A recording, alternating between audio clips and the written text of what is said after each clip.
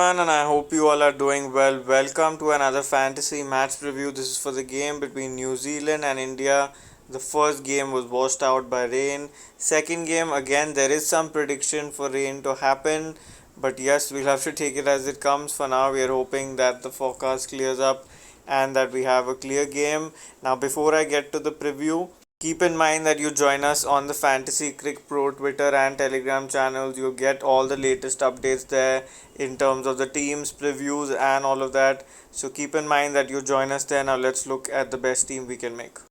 So let's look at the best team we can make for this specific game. Hit the like button so we have some good luck before we start. And keep in mind that the India versus New Zealand leaderboard is set up here on the Fan to Play app, and with one game already being abandoned, it's just 5 games. You play consistently and you get to win some top rewards. Also, for any of you who are interested in football, FIFA World Cup is upcoming for the next 1 month. They have iPhone 13 as the first prize and a lot of prizes. And keep in mind that because football traffic is lesser, the competition will be much lesser, so do participate in that. Now let's look at the best team we can make for this game. So first up in the keeping section, obviously we'll continue to go with Devon Conway. One important thing for you to keep in mind is this game is going to be played at Mount Magnau, if I'm pronouncing that correctly. Now, what are the key characteristics here? In the last few years, we have seen that this pitch in the Super Smash has taken some turn. So you might be seeing that in the second innings. Also, it totally depends on the pitch that is being used. So if the pitch that is being used is in any way or gives you any sort of sign that it's a used pitch, then obviously that will come more into play. But because it's the first set of games of the season that are going to be played here, there's a high chance that a fresh pitch will be used, in which case you can leave that aside. So yes, that is one point that you can keep in mind about the characteristics of the ground. Apart from that, there are two people who are homeboys here. Mitchell Santner, who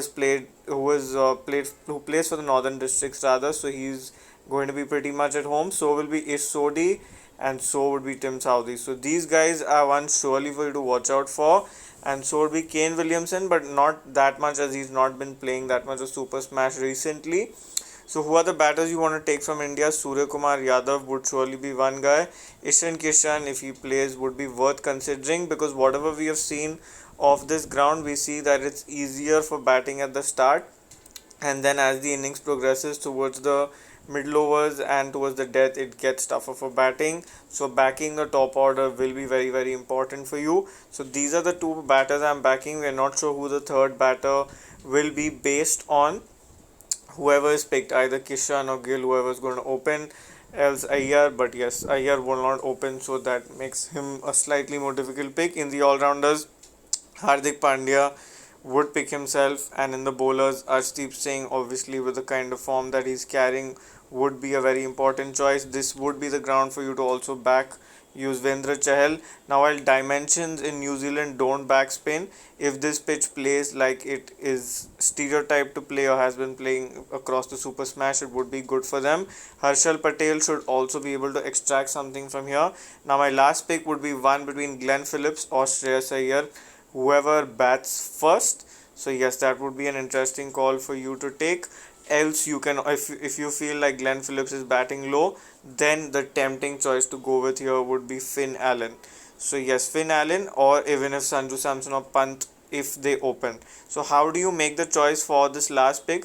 I'm currently tempted to go with Finn Allen with the kind of form that he's in. But if India bat first and if Sanju or Rishabh open, then they are also equally good choices. So that's how you make the balance. Captaincy and vice captaincy, pretty straightforward, I feel. I'll continue to back him as captain, and vice captain would be Devon Conway for me in this specific game. Like you can see, the leaderboard contest is ready for you. 10% bonus you can join with, and this will only increase as we get closer to the deadline. So keep that in mind. And now let's look at what Exchange22 picks we can make for this game.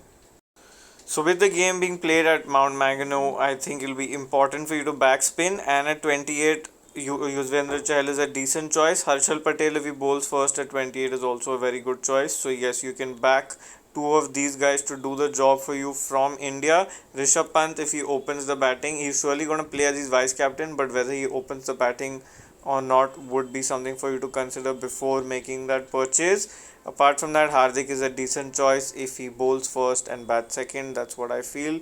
Then when you look at the New Zealand options here, I think Ish Sodhi is going to be a decent choice if he's bowling second. Same for Mitch Santner if he's bowling second. Lockie Ferguson or Tim Southee if they are bowling first. So yes, that is the layout for me in terms of based on the toss how you can pick and choose your specific players. Glenn Phillips is also decently priced at 34 and so is Finn Allen at 35 if they bat first. So yes, very toss based sort of picks. So keep that in mind and make your picks too accordingly. Have a great game and keep in mind that you predict your man of the match in the comment section. So let me know what you think about the game and hit the like button before you leave. Thank you so much for tuning in.